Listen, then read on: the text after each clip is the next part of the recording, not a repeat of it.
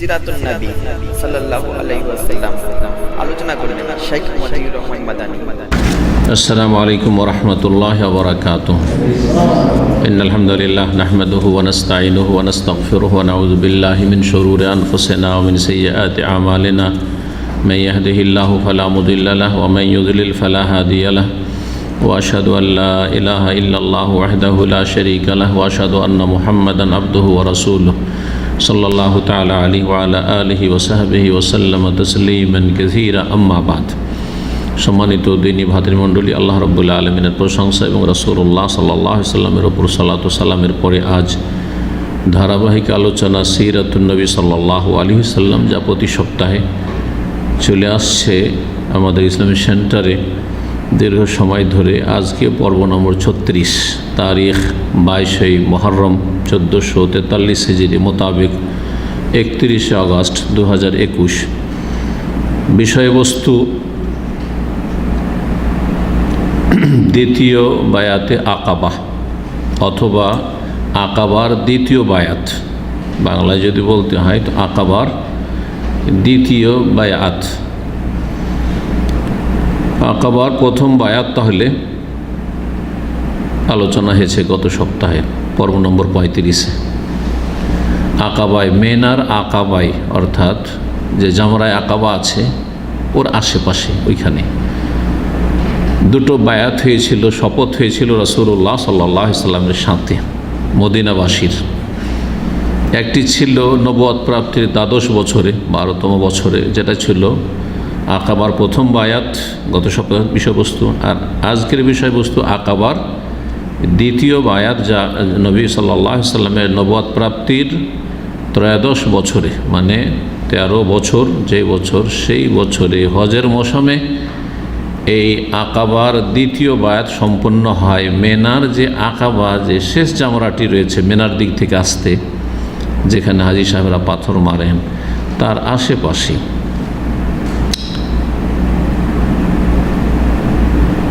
হজের মৌসুম ছিল, আর সে হজটি ছিল নবুয়ত প্রাপ্তির 13 বছর। মদিনা থেকে বেশ কিছু মুসলিম এবং মুশরিকরাও হজে এসেছিল। তখন মুশরিক ছিল মদিনায়, আওস এবং খাজরাজে সবাই মুসলিম হয়নি, কিছু মুসলিম হয়েছিল, কিছু মুশরিক পৌত্তলিক ছিল।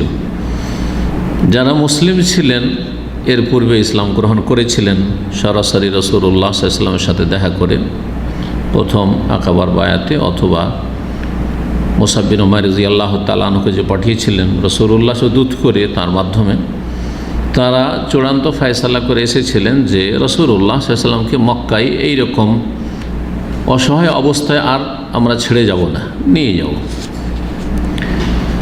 মক্কায় তিনি অসহায় ঘুরে বেড়াচ্ছেন, মানুষের কাছে তিরস্কৃত হচ্ছেন এবং ভীত সন্ত্রস্ত হচ্ছেন।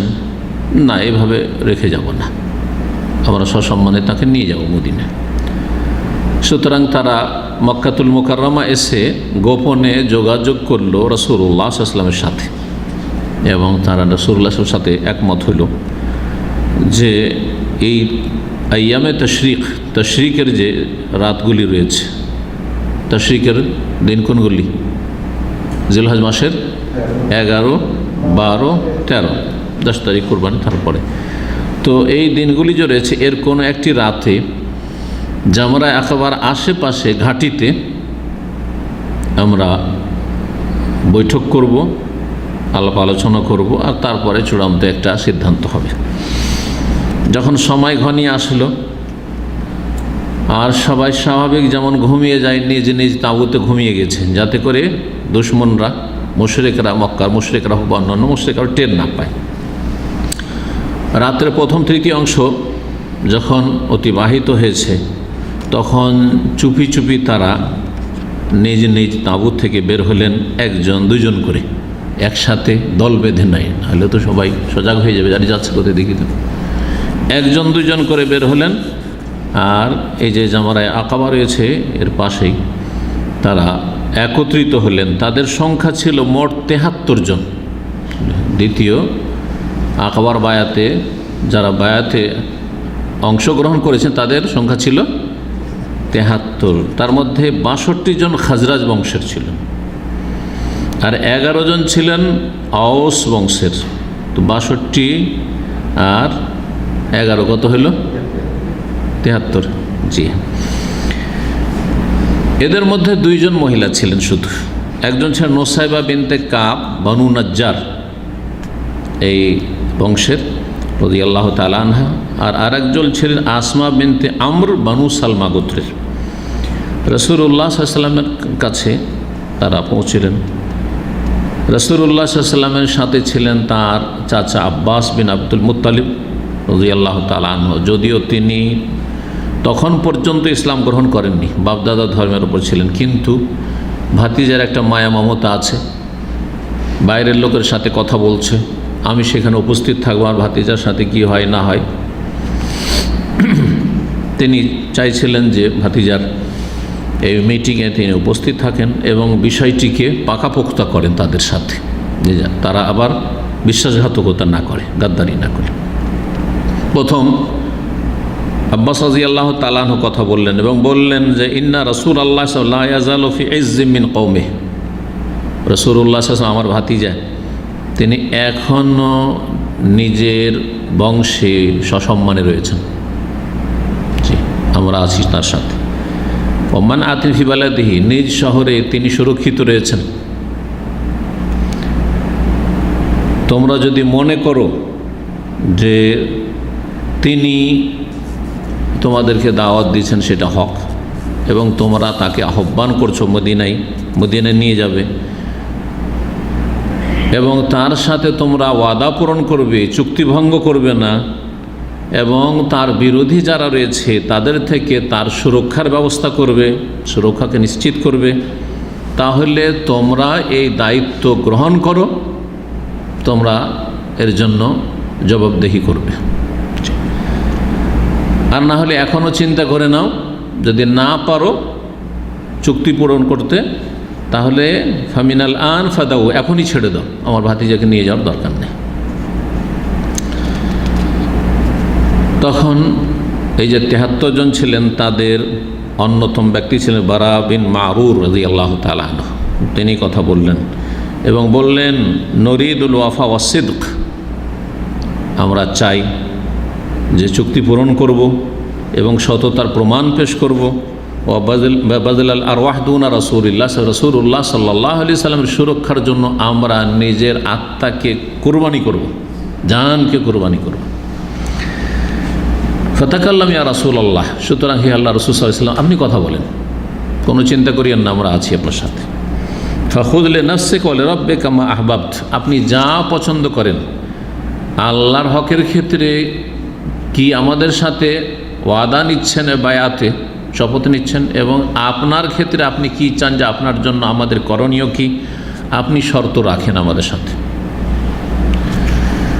রাসূলুল্লাহ সাল্লাল্লাহু আলাইহি ওয়াসাল্লাম কথা বলা শুরু করলেন, কোরআনে কারিমে তেলাওয়াত করলেন, আল্লাহর দ্বীনের দিকে দাওয়াত দিলেন, ইসলাম গ্রহণে উৎসাহিত করলেন এবং ইসলামকে আঁকড়ে ধরার ক্ষেত্রে উৎসাহিত করলেন।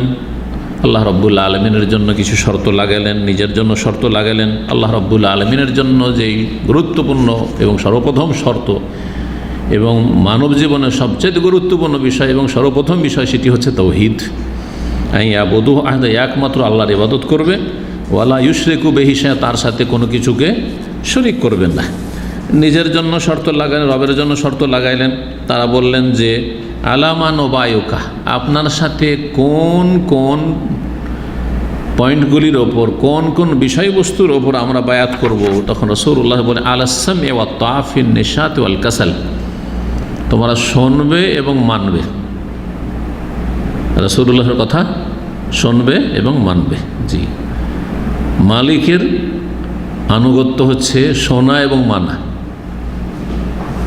রাসূলুল্লাহ সাল্লাল্লাহু আলাইহি ওয়াসাল্লাম উম্মতের রাসূল এবং তার আনুগত্য করা, তাকে মানা, আল্লাহকে মানা। সুতরাং রাসূলুল্লাহর কথা শুনবে এবং মানবে, সেটা স্বতঃস্ফূর্তভাবে, মানে মনোপুত, মনের পছন্দনীয় তো সবাই মানতে চায়, কারণ লাভ আছে, কিন্তু মনের উল্টো তখনও মানতে হবে। মন চাক আর না চাক, কিন্তু রাসূলুল্লাহ সাল্লাল্লাহু আলাইহি ওয়াসাল্লাম কিছু বলছেন, হ্যাঁ অথবা না, করো বা করিও না, শুনতে হবে আর কি করতে হবে, মানতে হবে। এই বিষয়টি কোরআনে হাদিসে রয়েছে। দিনের ওহীর কথা শুনতে হবে আর মানতে হবে। যারা শিরক বিদআতে জড়িত তারা প্রথম কথা শুনতে চায় না, হকের কথা, কোরআন সুন্নাহ দলিল কথা শুনতে চায়, বাপ-দাদার কথা শুনতে চায়। আর তারপর শুনলেও মানতে চায় না। এই জন্য দুটো শর্ত, শুনতে আগে, মানার আগে কি করতে হবে, শুনতে। আসসামউ ওয়াত তাআ। মুসলিম শাসকের ক্ষেত্রে এই কথা বলা হয়েছে, মুসলিম শাসকের কথা শুনবে এবং মানবে, শুনতে হবে, মানতে হবে। ওয়াকালু সামি'না ওয়া আতা'না গফরানাকা রব্বানা ওয়া ইলাইকাল মাসির। মুমিনরা বলবে সামি'না ওয়া আতা'না, শুনলাম মানলাম। পক্ষান্তর ইহুদিরা বলতো সামি'না ওয়া আসা'না, শুনলাম কিন্তু মানি না, নাফরমানি করলাম। 3 নম্বর শর্ত হচ্ছে ওয়ালা নাফাকাতে ফিল উসরি ওয়াল ইউসরি, আর্থিক সংকট থাক অথবা সচ্ছলতা থাক, আল্লাহর রাস্তায় খরচ করার প্রয়োজন হয় খরচ করতে হবে, খরচ করতে হবে। দিনের খেদমতে জরুরি, আসলে দিনের খেদমতে খরচ না করে শুধু দিনের খেদমত হবে এটা হবে না। আল্লাহ রাব্বুল যাদেরকে ধন সম্পদ দিয়েছেন তাদের গুরু দায়িত্ব রয়েছে। যার কাছে এলেম আছে, ধন সম্পদ নেই, তাকে আল্লাহ তার এলেম সম্পর্কে জিজ্ঞেস করবেন। কিন্তু যার কাছে পয়সা আছে তাকে পয়সা সম্পর্কে জিজ্ঞেস করবেন যে তোমার পয়সা দিয়ে কী করেছো। মিন আইনা ইকতাসাব অফি আনফাকা, কোথা থেকে উপার্জন করেছিল আর কোথায় খরচ করেছিল। দিন ইসলামের খেদমতে বলো, মসজিদে, মাদ্রাসায়, দিনের দাওয়াতে, ইসলামের খেদমতে কি করেছো বলো, অর্থ দিয়ে জবাব দিতে হবে। সর্বস্তরের মানুষকে জবাব দিতে হবে। মুসলিম সরকার হলে তাদেরকে তাদের জবাব দিতে হবে। মুসলিম সরকার অধিকাংশ জায়গায় দেখা যাচ্ছে যে দিনের কাজে, দাওয়াতের কাজে তারা খরচ করে না। সুতরাং জনগণ আলহামদুলিল্লাহ, আমাদের উপমহাদেশ ভারত, বাংলাদেশ, পাকিস্তানের জনগণই সব কিছুই করছে। মসজিদ, মাদ্রাসা, দিনের খেদমত, যত কিছু, এতিমখানা, যত জনকল্যাণমূলক কাজ প্রায় এগুলি সব জনগণ করছে। আলহামদুলিল্লাহ, জনগণে এখনও কল্যাণ আছে, কিন্তু সেটা নির্ভেজাল হইতে হবে, তৌহিদ ভিত্তিক হইতে হবে, সুন্নাহ ভিত্তিক হইতে হবে, শিরক বিদআত মুক্ত হইতে হবে এবং আল্লাহ সন্তুষ্টির জন্য হইতে হবে। এই যে ইখলাসে ভেজাল আছে, দুনিয়ার স্বার্থে, এগুলো বাদ দিতে হবে। আখিরাতের স্বার্থে হইতে হবে, আল্লাহর সন্তুষ্টির উদ্দেশ্য হইতে হবে। এবং যাকে যতটা ক্ষমতা দিয়েছেন আর যেই ক্ষেত্রে ক্ষমতা দিয়েছেন সেই ক্ষেত্রে আল্লাহর রাস্তায় কোরবানি করতে হবে। 4 নম্বর পয়েন্ট হচ্ছে ভালো কাজের উপদেশ দেবে, অন্যায় কাজে বাধা দেবে। যার যেমন ক্ষমতা রয়েছে, যার বল প্রয়োগ করার ক্ষমতা রয়েছে বল প্রয়োগ করবে, যার বল প্রয়োগ করার ক্ষমতা নেই, কথা বলার ক্ষমতা কথা বলবে, লেখার ক্ষমতা আছে লিখবে। যার এই দুটোই ক্ষমতা নেই, বল প্রয়োগ করারও অধিকার নেই, একমাত্র সরকারের অধিকার আর আপনার বাড়িতে অধিকার, আপনার অধীনে যারা আছে স্ত্রী ছেলে মেয়ের ক্ষেত্রে বল প্রয়োগ করা, তাছাড়া বাইরে নেই। যে কেউ সালাত আদায় করে না, সালাতে সব বাইরে বসে আছে আর আপনি লাঠি নিয়ে সেখানে রেডি হয়ে যাবেন, জায়েজ? কেউ মদ খাচ্ছে আর তার আপনি মদের বোতল ভাঙা শুরু করবে, এটা সরকারের কাজ, তাদের উপর ফরজ, প্রশাসনের কাজ। আপনার বাড়িতে অবশ্যই যদি অন্যায় কাজ হয় তাহলে অবশ্যই তখন বল প্রয়োগ করতে হবে। যার কথা বলার ক্ষমতা নেই, লেখারও ক্ষমতা নেই, হয় কথা বলতে জানে না, অথবা লিখতেও জানে না, অথবা লিখতে জানে, কথা বলতে জানে কিন্তু পরিস্থিতি অন্যরকম, কথা বলাও যাবে না আর লেখাও যাবে না, নাহলে যান বাঁচবে না। তাহলে আপনি যান বাঁচান। কী করে যান বাঁচাইতে হবে? তাদের পাপগুলিকে পছন্দ করে, তাদের পাপকে এবং পাপীকে ঘৃণা করে, জি তবে কলবেহি, অন্তর থেকে ঘৃণা করে, অন্তর থেকে ঘৃণা করতে হবে পাপীকেও আর অন্তর থেকে ঘৃণা করতে হবে পাপকে। জি ওয়াযালিকা যাফুল, এটা হচ্ছে সর্বনিম্ন ইমান, দুর্বল ইমান। ভালো কাজের উপদেশ, অন্যায় কাজের বাধা। তাহলে অন্যায় কাজে বাধা দেওয়া, ভালো কাজের উপদেশ দেওয়া প্রতিটি মানুষের ক্ষেত্রে এটা, কিন্তু কোন স্তরের আপনাকে জানতে হবে যে আমি কোন ক্ষেত্রের লোক। যেই ক্ষেত্রের লোক সেই ক্ষেত্রে থাকবেন, ওই ক্ষেত থেকে ওপরে যাবেন না, নিচেও যাবেন না। আলেমদের কাজ হচ্ছে কথা বলা অথবা লেখা, সরকার কাজ হচ্ছে বল প্রয়োগ করা এবং বলাও যায়, বল প্রয়োগ করতে বলতেও পারবে, অর্ডার জারি করতে পারবে, নিষেধ করতে পারবে, নিষেধাজ্ঞা জারি করতে পারবে। কিন্তু একেবারে দুর্বল মানুষ সমাজে, আর বড় বড় প্রভাবশালী লোকেরা পাপে ডুবে থাকছে, মানুষের সামনে পাপ করছে, ঘৃণা করে প্রতিবাদ করবে, তাদেরকে, তাদের এইসব পাপকে ঘৃণা করবে, যতই গরিব হোক না কেন, যতই দুর্বল হোক না কেন। 5 নম্বর শর্ত, ওয়ান তাকু ফিল্লাহ, আল্লাহর জন্য তোমরা প্রস্তুত থাকবে, আল্লাহর কাজে, আল্লাহর দিনের কাজে প্রস্তুত থাকবে, দাঁড়িয়ে থাকবে। লা তাখুযুকুম ফিল্লাহি লাওমাতা লাইম, কোনো তিরস্কারের পরোয়া করবে না। কে কি বলছে, হক কথা বলতে কি সব পরোয়াই করবে না। সমালোচনা পাত্র হয়ে যাব, লোকের গাল খেতে হবে, লোকে একটা ঝড় তুফান উঠে যাবে, না না না, হক কথা বলছেন, ইখলাসের সাথে বলবেন, আল্লাহ যেন তৌফিক দান করেন।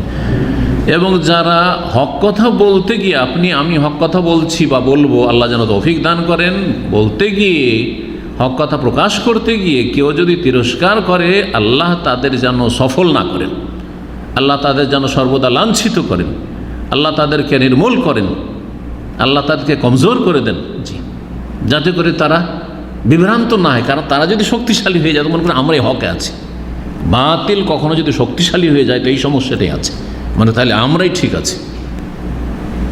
দেখো, গুড়িয়ে দিলাম, তাদের মসজিদ ভেঙে দিলাম, তাদের মাদ্রাসা ভেঙে দিলাম, হ্যাঁ, কিছুই করতে পারলো না তারা, ধোকা খেয়ে যাবে যে আমরাই আহলে হক, সাবধান। জি, এই জন্য সবসময় এই দোয়া করতে হবে যে আল্লাহ যেন কখনো বাতিলপন্থীকে শক্তিশালী না করে, বাতিলপন্থীকে সবসময় যেন লাঞ্ছিত করে রাখে আল্লাহ রাব্বুল আলামিন।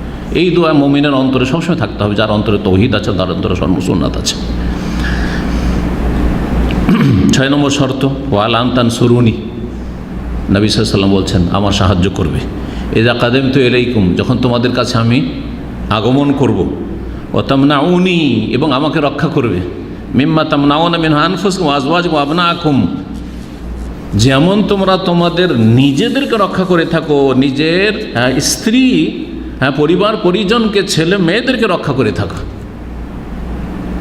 আপনার শরীরে প্রাণ থাকতে আপনার স্ত্রীকে অপদস্থ হতে দেবেন? আপনার ছেলে মেয়েকে মার খেতে দেবেন? দেবেন না। ওর চাইতে কম করে, ওর চাইতে বেশি করবেন রাসূলুল্লাহ সাল্লাল্লাহু আলাইহি ওয়াসাল্লামের জন্য। এই শর্ত লাগানো হলো। পাবেন কি? ওয়ালাকুমুল জান্নাহ, তোমাদের জন্য জান্নাত রয়েছে, সবচেয়ে বড় প্রতিদান।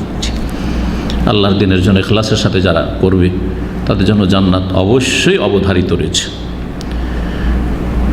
ওবাদা ইবনে সামাত রাদিয়াল্লাহু তাআলা আনহুর একটি রিওয়ায়াত রয়েছে, আর একটি পয়েন্টের জন্য 7 নম্বর বায়াত করেছিলেন, তা হচ্ছে আলা আল্লাহ নোনাজে আল আমরা আহলা, নেতৃস্থানীয় ব্যক্তি বা নেতার নেতৃত্ব আমরা ছিনিয়ে নেব না, কেড়ে নেব না, যতক্ষণ পর্যন্ত সে ইসলামের ওপর আছে, যদিও গুনাহগার হোক, পাপিষ্ট শাসক, গুনাহগার শাসক, কাবিরা গুনাহে লিপ্ত, স্পষ্ট কুফরিতে নেই, কুফরান বাওয়াহ যেটা বলা আছে, তাহলে তাদের কাছ থেকে নেতৃত্ব ছিনিয়ে নেওয়া এটা কোরআন এবং হাদিসের নির্দেশ নয়। তাদের বিরুদ্ধে ষড়যন্ত্র করা, তাদের পতন ঘটাবার চেষ্টা করা, বিপ্লব নিয়ে আসার চেষ্টা করা, ইনকিলাব সৃষ্টি করা, এগুলো ইসলাম নয়, এগুলো মানুষের কল্পিত মতবাদ। ধর্মের নামে এক শ্রেণীর লোকেরা বিভ্রান্ত হয়েছে, বিভ্রান্ত করেছে, বালাম তারাও কুফরান বাওয়াহান হাদিসে রয়েছে যে ওরই একটা অংশে আল্লাহ নোনাজে আল আমরা আহলা, নেতার কাছ থেকে নেতৃত্ব কেড়ে নেওয়া যাবে না। মা ইয়াকুদুকুম বিকিতাবিল্লাহ, যতদিন পর্যন্ত তারা আল্লাহর কোরআন এবং হাদিস দিয়ে তোমাদেরকে কিয়াদত করছে, তোমাদের লিডারশিপ করছে তারা, বা তোমাদের লিড করছে। রাসূলুল্লাহ সাল্লাল্লাহু আলাইহি সাল্লাম যখন এই শর্তগুলি রাখলেন, তখন তার মোবারক হাতে হাত দিলেন। বারা ইবনে মারুর রাদিয়াল্লাহু তাআলা আনহু এই ৭৩ জনের অন্যতম, এবং বললেন, হ্যাঁ, ওয়াল্লাযী বাআসাকা বিল হক, সে আল্লাহর কসম করে বলছে যিনি আপনাকে সত্য সহকারে প্রেরণ করেছেন নবী রসুল করে, লানামনা আন্নাকা, অবশ্যই আপনার প্রতিরক্ষার ব্যবস্থা করব, আপনার হেফাজত করব, মিম্মা নামনাও আনহু আজরানা, যেমনভাবে আমরা নিজের পরিবার পরিজনকে রক্ষা করে থাকি, স্ত্রী ছেলে মেয়েকে, আপনজনকে, প্রিয়জনকে, ফাবায়া না, তারপরে ফাবায়ে না, সুতরাং আমাদের সাথে বায়াত করুন ইয়া রাসূলুল্লাহ। ফানাহনু ওয়াল্লাহি আবনাউল হারব ওয়া আহলুল হালাকা, আমরা যুদ্ধের সন্তান, যোদ্ধা। যুদ্ধের সন্তান মানে যোদ্ধা, আমরা যুদ্ধ করে অভ্যাস আছে। বাতিলের ক্ষেত্রে যুদ্ধ করেছে, 120 বছরের বয়সের লড়াই লড়েছে আওস আর খাজরাজ। এখন হকের জন্য লড়াই করব। আরবরা জানের পরোয়া করে নেয়। এখন দেখবেন আরবদের মধ্যে যে সাহস আছে ঝুঁকি নেওয়ার, ওটা আমাদের মধ্যে নাই। এদের গাড়ি চালা দেখবেন, তাই না? এ যেভাবে ঝুঁকি নিতে পারে এটা অন্যরা পারবেন না। এরা মরণ কত ভয় করেন না। তো এটা আরও ছিল এদের পূর্বপুরুষদের মধ্যে। হ্যাঁ, এখন তো শহরী জীবনযাপন, তারপরে পরিবর্তন হয়ে যাচ্ছে। হ্যাঁ, বিভিন্ন বাইরের মানুষের সাথে মেলামেশাতে, কিন্তু আরব যারা বেদুইন, তাদের প্রকৃতি, তারা জানের কোন হক, যদি হক বুঝে নেয় যে এটা সত্য, ব্যাস মরে যাব কিন্তু ছাড়বো না। না হলে এত ঝুঁকি নিয়ে রাসূলুল্লাহ সাল্লাল্লাহু আলাইহি ওয়াসাল্লামের সাথে থাকতে পারে? অত সহজ নয়। হক বুঝে নিয়েছে, হক বুঝেছে, মরে যাব, শেষ হয়ে যাব, কিছু থাক আর না থাক, হক হক।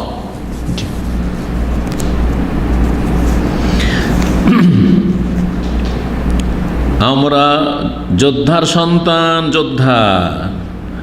আমাদের অস্ত্র ব্যবহার করাই হচ্ছে রাত দিনের কাজ। ওয়ারিসনাহা কাবিরান কাবির, বাপ দাদাতে পরম্পরা এই যুদ্ধই পেয়েছি, এখন হকের জন্য যুদ্ধ করব।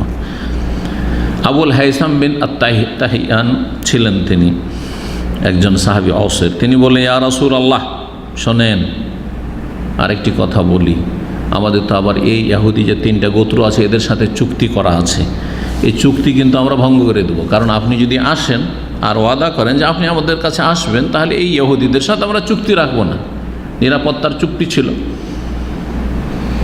ওদের সাথে একটা মিত্রতা ছিল, সেই মিত্রতা আর রাখবো না, কারণ ওরা আল্লাহর দুশমন, আল্লাহর দিনের দুশমন, দিনকে বিঘ্নিত করেছে। আর আমরা শেষ রাসূল পেয়েছি, শেষ উম্মত হতে পেরেছি, তাদের সাথে যে চুক্তি ছিল সে চুক্তি আমরা ঘোষণা করে দেবো। মানে চুক্তি ভঙ্গ করা মানে গাদ্দারি করে জায়েজ নয়, কিন্তু যদি জানিয়ে দেন যে এতদিন আমাদের চুক্তি ছিল, এখন আর থাকলো না, কোনো অসুবিধা নেই। আজকেও আন্তর্জাতিক পর্যায়ে যে কূটনৈতিক সম্পর্কগুলি রয়েছে, কি সম্পর্ক নষ্ট হয় না? হ্যাঁ, হঠাৎ করে নিজের এমবাসিকে ডেকে নিল, আর ওদের ওই দেশের এমবাসি ছিল, তাদেরকে বললো তোমরা বিদায় যাও, করছে না, ঘোষণা করে। কিন্তু যদি গাদ্দারি করে, হঠাৎ করে যারা কূটনৈতিক সদস্য রয়েছে তাদের কারো ক্ষয়ক্ষতি করে দিল, হ্যাঁ, জানমালের ক্ষতি করে দিল, তাদেরকে মেরে দিল, তো এটা হারাম। জি, বললেন যে এদের সাথে আমাদের একটা সুসম্পর্ক রয়েছে এবং এদের সাথে আমাদের উহুদ চুক্তি রয়েছে মিত্রতার। ওয়াইন্না কাতে উহা, এই চুক্তি আমরা ছিন্ন করে দেব। ফাহাল আসাইতা, এমনটা তো হবে না, ইন্নাহানু ফাআল্লা যালিক, আমরা ইহুদিদের সাথে, এরা সংখ্যাগরিষ্ঠ, তিন বংশ আর আমরা 2 বংশ, তারপর সবাই মুসলমান এখনো হয়নি আওস খাজরাজের। আমরা এটা করলাম, ইহুদিদের সাথে আমরা দুশ্মনী ক্রয় করে নিলাম, তাদের সাথে আমরা বিচ্ছিন্ন হয়ে গেলাম, আর তারপরে আপনি শক্তিশালী হইলেন, আল্লাহ আপনাকে বিজয় দান করলেন, তখন আপনি আবার মক্কা ফিরে চলে আসলেন আগামীকালকে, কিছুদিন পরে, তাহলে কেমন হবে এটা? এমনটা যেন না হয় আবার যে আমাদেরকে ছেড়ে দিয়ে চলে আসেন না। রাসূলুল্লাহ সাল্লাল্লাহু আলাইহি ওয়াসাল্লাম মুস্কি হাসলেন আর বললেন, শোনো, বালিদ্দাম আদ্দাম ওয়াল হাদমু হাদম, আমার রক্ত তোমাদের রক্ত, তোমাদের রক্ত আমার রক্ত, এবং তোমাদের সাথে যুদ্ধ করা আমার সাথে যুদ্ধ করা, আমার সাথে যুদ্ধ করা তোমাদের সাথে যুদ্ধ করা, কখনো তোমাদেরকে ছেড়ে আসবো না। এই জন্য মক্কা বিজয় তো হয়ে গেল। এই প্রশ্ন জাগে না যে মাতৃভূমিতে কেন ফিরে আসলেন না যখন হিজরত করে যাচ্ছেন? কত আক্ষেপের সাথে মক্কার বাইরে গিয়ে বললেন যে, হে মক্কা, ইন্নাকি লা আহাব্বুল বিলাদি ইলাইয়া, আমার কাছে সবচেয়ে প্রিয় ভূমি তুমি। ওয়ালালা কওমি আখরাজুনি মিনকি মা খারাজতু, আমার সম্প্রদায়, আমার জাতি কুরাইশ যদি আমাকে এখান থেকে বিতাড়িত না করত, তাহলে আমি কখনো বেরিয়ে যেতাম না। কিন্তু এখানে থাকলে আর বাঁচতে দেবেন না, বাড়ি ঘেরাও করে আছে, এই রাতেই শেষ করত, বাধ্য। মক্কা বিজয়ের পরে কেন থেকে গেলেন না? না, শুধু রাসূলুল্লাহ সাল্লাল্লাহু আলাইহি ওয়াসাল্লাম নন, অন্য সাহাবীরা যারা অলরেডি হিজরত করে চলে, কেউ ফিরে এসছেন? আবু বকর ফিরে এসছেন, ওমর ফিরে এসছেন, মুহাজির আনসার ইবনে মাসউদ ফিরে এসছেন? কেউ ফিরে আসছেন না। আর একটি শরীয়তের বিধান, নবী সাল্লাল্লাহু আলাইহি ওয়াসাল্লাম ফিরে আসবেন না, চুক্তি।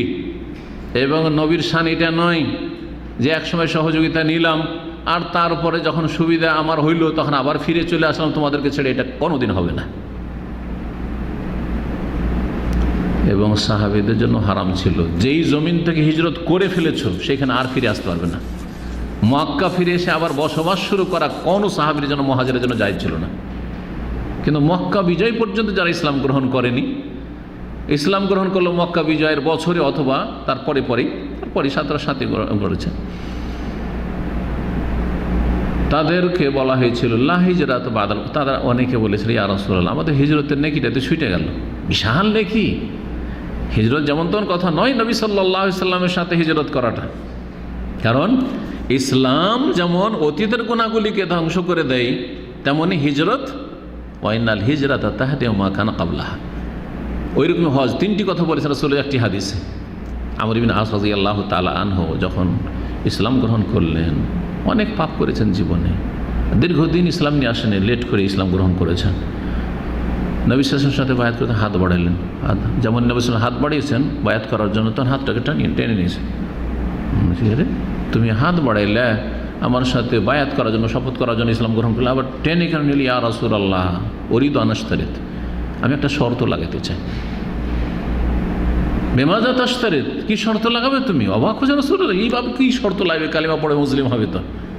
বলছে আইয়াগফিরাল্লাহু লি, অনেক গুনাহ করেছি আমি, অনেক অপরাধ করেছি, আল্লাহর হকের ক্ষেত্রে, আপনার হকের ক্ষেত্রে বিরোধিতা করেছি, মানুষের হকের ক্ষেত্রে, জাহিলিয়াতের যুগে।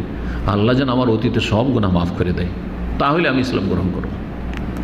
তখন বলছেন ইয়া আমর আমা তাআলাম, হে আমর ইবনে আস, তুমি কি জানো না আন্নাল ইসলামা ইয়াহদিউ মা কানা ক্বাবলা, ইসলাম অতীতের সমস্ত গুনাহকে ধ্বংস করে দেয়। ওয়াইনাল হিজরাতা তাহদিউ মা কানা ক্বাবলা, হিজরত অতীতের গুনাহকে ধ্বংস করে দেয়। ওয়াইনাল হাজ্জা ইয়াহদিউ মা কানা ক্বাবলা, আর হজ অতীতের গুনাহকে ধ্বংস করে দেয়। তুমি ইসলাম কবুল করলে অতীতের গুনাহ ধ্বংস, হ্যাঁ, হিজরত করলে, কারণ মক্কা বিজয়ের আগে ইসলাম গ্রহণ করেছে, হিজরত করলে অতীতের গুনাহ ধ্বংস, আবার হজ করবে, মুসলিম হলে হজ করবে, তাতে অতীতের গুনাহ শেষ। আর কি চাও? ট্রিপুল, একটাই যথেষ্ট ছিল। হ্যাঁ, ট্রিপুল তোমার মধ্যে বৈশিষ্ট্য রয়েছে অতীতের গুনাহ ধ্বংস করার। জি, আল্লাহ যেন আমাদের গুনাহ খাতা থেকে বেঁচে থাকার তৌফিক দান করেন। আল্লাহর ভান্তি, আল্লাহ যেন সেগুলিকে ধ্বংস করে দেন আমাদের নেক আমলের মাধ্যমে, তার বিশেষ রহমতে। রাসূলুল্লাহ সাল্লাল্লাহু আলাইহি ওয়াসাল্লাম বললেন যে আমি আছি তোমাদের সাথে। হ্যাঁ, যে কথা বলছিলাম যে হিজরত করে আসার পরে সাহাবায়ে কেরামদের জন্য আবার মক্কায় এসে বসবাস শুরু করা কি ছিল? হারাম ছিল। কিন্তু যারা পরে ইসলাম গ্রহণ করলেন, বললেন যে এখন আর হিজরত লা হিজরত বাদাল ফাত, মক্কা বিজয়ের পরে আর হিজরত কোনো নেকি নেই। যেতে পারো, মদিনায় থাকবো গিয়ে, কিন্তু কোনো নেকি সওয়াব পাবে না। এখানেও থাকা জায়েজ আছে। আগে কি ছিল? হিজরত করা ফরজ ছিল। মক্কা বিজয়ের আগে যে ইসলাম গ্রহণ করেছে মক্কাবাসী, তার জন্য হিজরত করে আসা, মদিনা আসা ফরজ ছিল। সে যদি না আসে তাহলে ফরজ ত্যাগ করলো। কিন্তু এই ফরজ আর থাকলো না কিসের পরে? লা হিজরাতা বাদাল ফাতহি ওয়ালাকিন জিহাদুন ওয়া নিয়া, তবে আল্লাহর রাস্তায় জিহাদের প্রয়োজন হলে সেটা আছে, ও নিয়ত এবং সৎ নিয়ত আছে। সৎ নিয়ত নিয়ে তুমি মক্কায় বসবাস করো, সমস্যা নেই। ওহারে মান হারাবতুম, তোমরা যার সাথে যুদ্ধ করবে আমিও তার সাথে যুদ্ধ করব। রাসূলুল্লাহ বললেন কারা? কে? এই যে ৭৩ জন, হ্যাঁ, মদিনাবাসী যারা আকাবার বায়াতে, দ্বিতীয় বায়াতে হাজির হয়েছেন। ওসালাম মান সালাম, যাদের সাথে তোমরা সন্ধি করবে আমিও সন্ধি করব। এই চূড়ান্ত ফয়সালার সময় একজন সাহাবী আব্বাস বিন ওবাদা ইবনে নাদলাহ আনসারীদের, তিনি এখন সাথী সঙ্গীদেরকে বলছেন, শোনো, হাল তাদরুনা আলামা তুবাইন হাদার রাজুল, তোমরা ভালো করে বুঝতে পারছো কি, উপলব্ধি করছো কি যে এই লোকের সাথে তোমরা কিসের ওপর বায়াত করছো, শপথ করছো? একটু চিন্তা ভাবনা করে কিন্তু শপথ করো, ভালো করে বুঝো। মোটা খাও, মোটা বুঝো, এরকম করলে হবে না। তোবায়ুনা আলা হারবিল আহমারি ওয়াল আসওয়াদি মিনান নাস, তোমরা আজকে রাসূলুল্লাহর সাথে যে বায়াত করবে তার মানে সমস্ত কালো সাদা মানুষের বিরুদ্ধে যুদ্ধের যেন ঘোষণার ওপরও বায়াত করছো, কারণ তার সাথে থাকতে হবে। আর তার সাথে থাকলে সাদা কালো পৃথিবীর যে কেউ আছে, মানে সর্বস্তরের লোকেরা যারা ইসলাম গ্রহণ করবে না, কাফের, সবাই কিন্তু তোমাদের কি হয়ে যাবে, দুশ্মন হয়ে যাবে, তোমাদের বিরুদ্ধে চারিদিক থেকে লড়াই করার জন্য আসবে। এসছে না, আসেনি? খন্দকের যুদ্ধে চারিদিক থেকে আরবের যতগুলি কাফের গোত্র ছিল সব হামলা করে এসেছিল মদিনায়। এবার মদিনার কিছুই রাখবো না, একবার সাফ করে দেবো মুসলিমদেরকে। কিন্তু আল্লাহ যার সাথে আছেন, যাদের সাথে আছেন, কি আর পারে না। সুতরাং তোমরা যদি মনে করো যে দেখো যে কোনো বিপদ আপদ আসুক আর তোমাদের ধন সম্পদ ধ্বংস হয়ে যাক, তোমাদের সমাজের যারা সম্ভ্রান্ত ব্যক্তি তারা ধ্বংস হয়ে যাক, তবুও তাকে ছেড়ে দেবে না অসহায়, এই নবী সাল্লাল্লাহু আলাইহি ওয়াসাল্লামকে তোমরা ছেড়ে দেবে না, তাহলে ভালো কথা।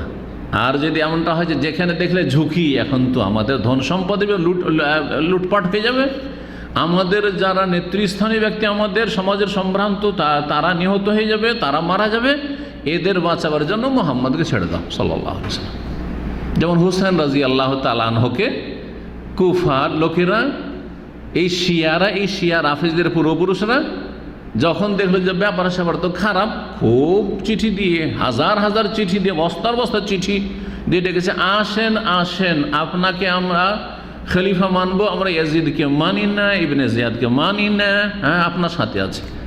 যখন সেখানে পৌঁছলেন গাদ্দারি শুরু করে দিল, কারণ ওই দিক থেকে ধমক আসলো যে কুফার যে হুসাইনের সাথে যাবে সবকে জবাই করব। আরে জান যাবে, ধন সম্পদ যাবে, বাড়িঘর যাবে, সব যাবে, না না হবে না। এক রাতের মধ্যে এবার সবাই পাল্টে গেল। আর তারাই এসে মনিবদেরকে খুশি করার জন্য, ইবনে জিয়াদ যে গভর্নর ছিল ইয়াজিদের পক্ষ থেকে, তাকে খুশি করার জন্য তারাই এসে খুন করলো হুসাইন বিন আলী রাদিয়াল্লাহু তাআলা আনহুকে কারবালার ময়দানে। জি, এখন এরাই হচ্ছে চোর, এরা হচ্ছে ডাকাত, এরা হচ্ছে খুনি। এখন এই অপরাধ ঢাকবে কি করে? তখন মাতম করা শুরু, কান্নাকাটি করা শুরু করলো, যাতে মুসলিম জাতি মনে করে যে এরাই হচ্ছে দরদি, এরাই হচ্ছে হিতাকাঙ্ক্ষী, আর খুনি অন্য কেউ। আসল হচ্ছে ব্যাপারটাই। নাহলে শিয়া রাফেজিরা যে ইরাকের, তারাই খুন করেছে হুসাইন রাদিয়াল্লাহু তাআলা আনহুকে। এ মর্মে শিয়া বড় বড় পণ্ডিতদের লিখনী আছে। একটি কিতাব রয়েছে আরবিতে, মান কাতাল আল হুসাইন, হুসাইনকে কে হত্যা করেছে। আরেকটি কিতাব লিল্লাহি ওয়ালি তারিখ, আল্লাহর জন্য আর ইতিহাসের জন্য সত্য কথাগুলি প্রকাশ করা হয়েছে, যেগুলিতে স্পষ্ট করা হয়েছে যে হুসাইন রাদিয়াল্লাহু তাআলা খুনি হচ্ছে এই শিয়ারাই। তো দেখো, এখনই চিন্তা করে নাও, তোমাদের সম্ভ্রান্ত লোকেরা সবাই খুন হয়ে যাক, তোমাদের ধন সম্পদ লুটপাট হয়ে যায়, কিন্তু এই নবীকে তোমরা ছাড়বে না। আর ছাড়লে এখনই ছেড়ে দাও, কারণ তখন যদি ছেড়ে দাও অসহায় তাকে, ফাইন খিজিউদ দুনিয়া ওয়াল আখিরাহ, তাহলে ইহকাল পরকালে তোমরা লাঞ্ছিত। দুনিয়া তো কিয়ামত পর্যন্ত বদনাম থাকবে যে একজন ভালো মানুষকে তারা নিয়ে এসেছিল মদিনা, আসার পর অসহায় ছেড়ে দিয়েছে। যেমন রাফেজি, এটাকে আল্লাহ লাঞ্ছিত করেছে, আখিরাতে লাঞ্ছিত, আর দুনিয়াতেও লাঞ্ছিত। মানুষের কাছে যারা হক জানে যে এরাই খুনি হুসাইন রাদিয়াল্লাহু তাআলা আনহু।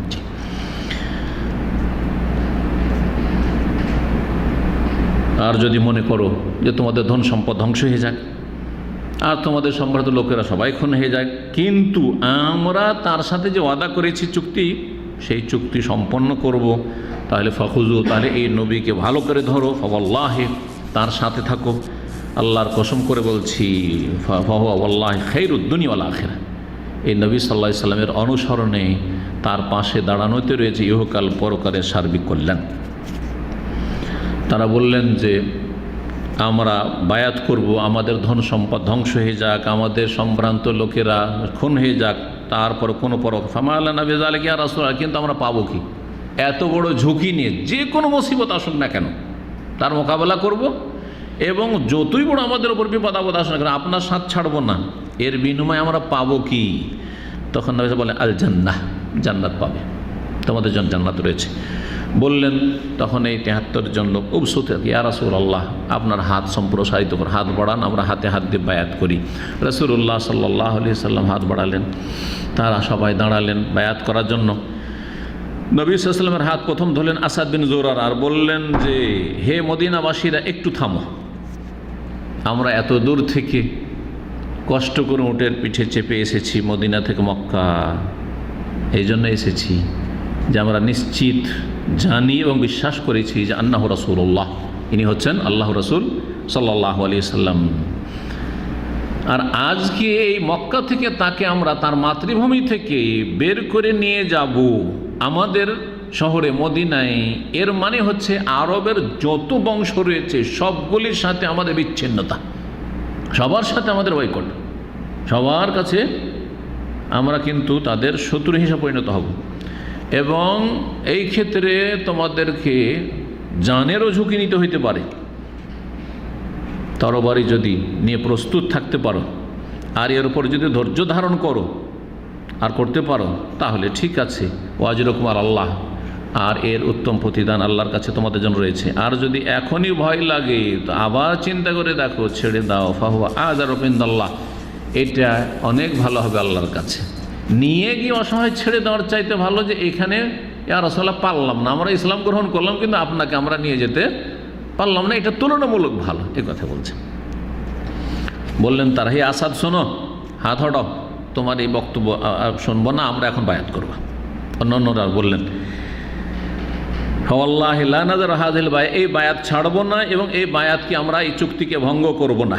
এক এক করে পুরুষ লোকেরা সবাই দাঁড়ালেন এবং রাসূলুল্লাহ সাল্লাল্লাহু আলাইহি ওয়াসাল্লামের সাথে বায়াত করলেন। আসাদ বিন জুরারা প্রথম ব্যক্তি ছিলেন সঠিক মতে রাসূলুল্লাহ সাল্লাল্লাহু আলাইহি ওয়াসাল্লামের হাতে হাত রেখে বায়াত করনেওয়ালা, কথার দ্বারা এবং হাতে হাত রেখে।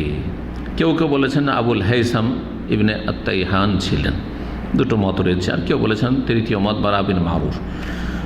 দুইজন যে মহিলা ছিল তারাও বায়াত করেছেন, কিন্তু তাদের সাথে শুধু কথার মাধ্যমে বায়াত করেছেন, তাদের সাথে মুসাফা করেননি। রাসূলুল্লাহ সাল্লাল্লাহু আলাইহি ওয়াসাল্লামের নিয়ম ছিল যে পুরুষরা যদি কেউ ইসলাম গ্রহণ করতো তাদের হাতে হাত দিয়ে তাদেরকে মুসলিম করতেন এবং তাদের বায়াত নিতেন।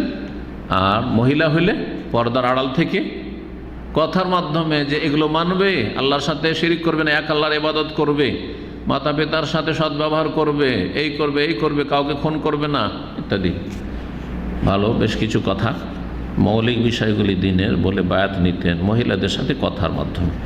রাসূলুল্লাহ সাল্লাল্লাহু আলাইহি ওয়াসাল্লামের সাথে যখন এই বায়াত হয়ে গেল, তারপরে এদের মধ্য থেকে 12 জনকে প্রতিনিধি দায়িত্বশীল বানালেন, নাকিব, নোকাবা তার বহু বচন নাকিব। রাসূলুল্লাহ তাদেরকে বললেন যে তোমাদের এই 73 জনের মধ্য থেকে, দুজন তো মহিলা 71, এর মধ্য থেকে তোমরা 12 জনকে বের করে দাও। এই 12 জন তোমাদের যারা মদিনার মুসলিমরা রয়েছে তাদের দায়িত্বশীল হবে আওস খাজরাজ থেকে, এবং তারা তাদের দেখাশোনা করবে। 9 জন তারা নাম পেশ করলো খাজরাজ বংশ থেকে, আর 3 জন আওস বংশ থেকে। খাজরাজ থেকে ছিলেন সাদ বিন ওবাদা, আসাদ বিন জোরারা 2 নম্বর, 3 নম্বর সাদ বিন রবি, 4 নম্বর আবদুল্লাহ বিন রাওয়াহা, 5 নম্বর রাফি বিন মালিক, 6 নম্বর বারা বিন মারুর, 7 নম্বর আবদুল্লাহ বিন আমর বিন হারাম, জাবির বিন আবদুল্লাহ, জাবির রাদিয়াল্লাহু তাআলা আনহুর বাবা, ওহুদে শহীদ হয়েছিলেন। 8 নম্বর হচ্ছেন ওবাদা বিন সামাদ, প্রখ্যাত সাহাবী। 9 নম্বর মুনজির বিন আমর। এই 9 জন খাজরাজ বংশের। 3 জন আওসের, প্রথম ওসাইদ বিন হুজাইর রাদিয়াল্লাহু তাআলা আনহু, 10 নম্বর ইনি হয়ে গেলেন। আর 11 সাদ বিন খাইসামা, 12 নম্বর রেফা ইবনে আব্দুল মুনজির, আর কেউ বলেছে আবুল হাইসাম। যখন এদের মনোনয়ন হয়ে গেল, রাসূলুল্লাহ বললেন যে তোমরা এই 12 জন তোমাদের যে বংশে যেসব লোকেরা রয়েছে ইসলাম গ্রহণ করেছে অথবা করবে, তাদের ওপর তোমরা হচ্ছ কুফালা, মানে দায়িত্বশীল। আজকাল যে কফিল শব্দটি সৌদি আরবে আছে, কফিল এর বহুবচন হচ্ছে কোফালা, দায়িত্বশীল। যেমন ঈসা আলাইহিস সালামের সঙ্গীরা ছিলেন হাওয়ারি, ঈসা আলাইহিস সালামের সঙ্গী সাহাবা যারা সহচর, তাদেরকে কি বলা হয়তো? ইয ক্বাল আল হাওয়ারিউনা, হাওয়ারি বলা হয়। রাসূলুল্লাহ সাল্লাল্লাহু আলাইহি ওয়াসাল্লামের সমস্ত সাহাবায়ে কেরামকে সাহাবা বলা হয়তো, আর ঈসা আলাইহিস সালামের সাথী সঙ্গীদেরকে হাওয়ারি বলা হয়তো।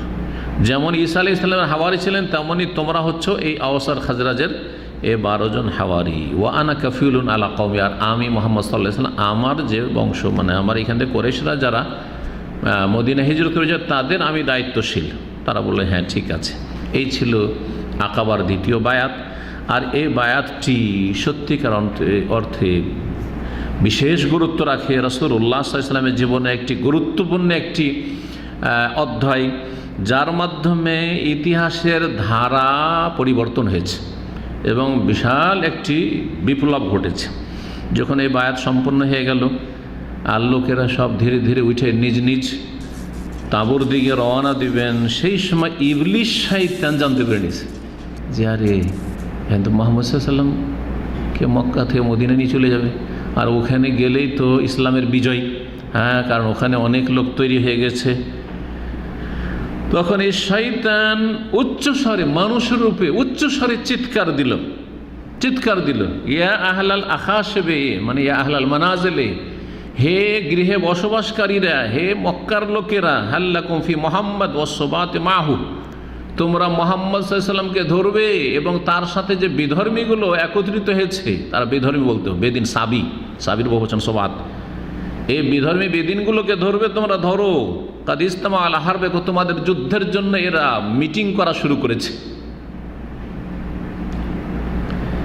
রাসূলুল্লাহ সাল্লাল্লাহু আলাইহি ওয়াসাল্লাম বললেন যে আমাল্লাহ, আল্লাহর ইয়াদু আল্লাহি, আল্লাহর দুশমন ইবলিস, লা তাফাররাগান্না লাকা, তোমার জন্য আমরা প্রস্তুত।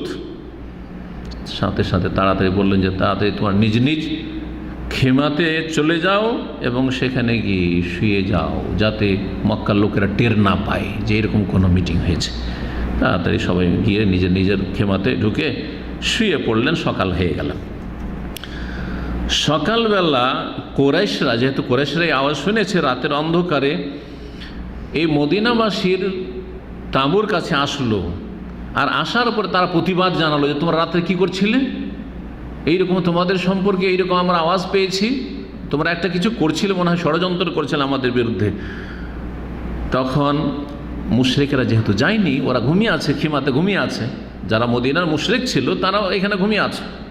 যে ধর্ম যদিও মক্কার লোকের ধর্ম, ওদের ধর্ম একই, কিন্তু এরা তো জানে না। আর মুসলিমরা রাতে চুপচাপ গিয়ে রাতে বায়াত করে চলে এসছেন। এ মুশরিকরাই বললো জাহাজা খাবরুন বাত, এটা মিথ্যা কথা। কি বললো আপনাদেরকে যে আমরা কোথায় মিটিং করেছি? কিছু তো করিনি। মা কানামের সেই এমন কিছু তো ছিল না রাত্রে।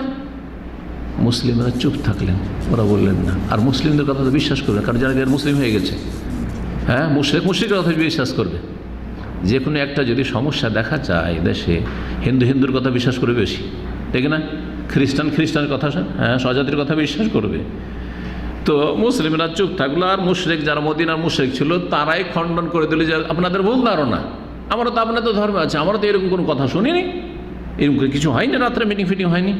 কুরাইশরা মুশরিকদের কথা বিশ্বাস করলো। আর তারপরে তারা নিরাশ হয়ে ফিরে গেল যে যা কিছু হয়নি মনে হয়, কিন্তু আসলে যা হওয়ার হয়ে গেছে আলহামদুলিল্লাহ। শেষ পর্যন্ত পরে তারা তদন্ত চালিয়ে জানতে পেরেছে, আরও খবর পৌঁছেছে না আসলে ঘটনা সত্য, রাতে মিটিং হয়েছে মুহাম্মদ সাল্লাল্লাহু আলাইহি ওয়াসাল্লামের সাথে। এই মদিনার লোকেরা মিটিং করেছে, খবর সাহি, আন্নাল খবর সাহি। কিন্তু ততক্ষণ এরা রাস্তা ধরে নিয়েছে। সাহাবায়ে কেরাম যারা মদিনা থেকে এসেছিলেন, তারা মদিনার পথে রওনা হয়ে গেছেন। ধরো এদেরকে ধরো, ঘোড়ার পিঠে চাপিয়ে দিয়ে যারা অশ্বারোহী ওইরকম ছিল তাদেরকে বললো যে দৌড় দাও, ধরো এদেরকে। গিয়ে দুইজন সাহাবীকে ধরে নিয়েছেন মদিনার। একজন হচ্ছেন সাদ বিন ওবাদা, আর একজন মুনজির বিন আমর আজাখের নামক স্থানে।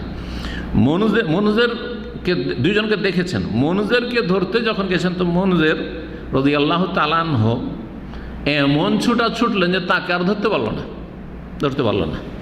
কিন্তু সাদ বিন ওবাদা তাকে ধরে ফেলল।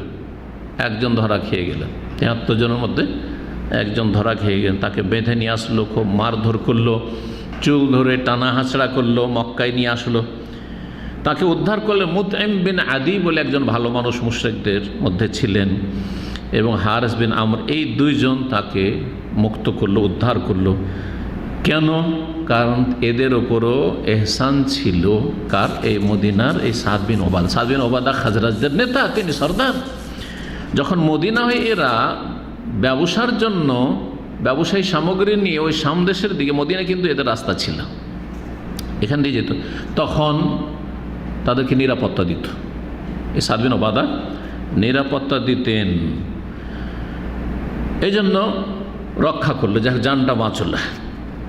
আনসারীরা যখন জানতে পারলেন, মানে বাকি লোকেরা যারা এগিয়ে চলে জানতে পারলেন যে এরকম আমাদের সাদ বিন উবাদা, আমাদের সর্দার তো ধরা খেয়ে গেছেন, তখন তারা ফিরে এসে মক্কা হামলা করতে চান, হামলা করে আক্রমণ করে উদ্ধার করব। কিন্তু হঠাৎ করে দেখছেন যে মুক্তি পেয়ে গেছেন সাদ বিন উবাদা আর চলে আসছেন। যখন সাদ বিন উবাদাকে দেখেন চলে আসছেন, তখন বলে যে যাক বেঁচে গেছে, আমাদের লোকও চলে এসছে সহি সালামত, আর আমরাও আর ফিরে যেতে হলো না, আর যুদ্ধেরও এরকম কোনো পরিস্থিতি তৈরি হলো না, মদিনা সহি সালামত এই কাফেলা ফিরে আসলো হজের পরে। এখানে আজকের আলোচনা শেষ হচ্ছে। ইনশাআল্লাহ তাআলা আগামী সপ্তাহের আলোচনা হবে মুসলিমদের মদিনার উদ্দেশ্যে হিজরতের ঘটনাবলী। এখানে আলোচনা শেষ করছি। ওয়া সাল্লাল্লাহু সাল্লাম আলা নবিয়ানা মুহাম্মদ ওয়া আলা আলিহি ওয়া সাহবিহি আজমাইন।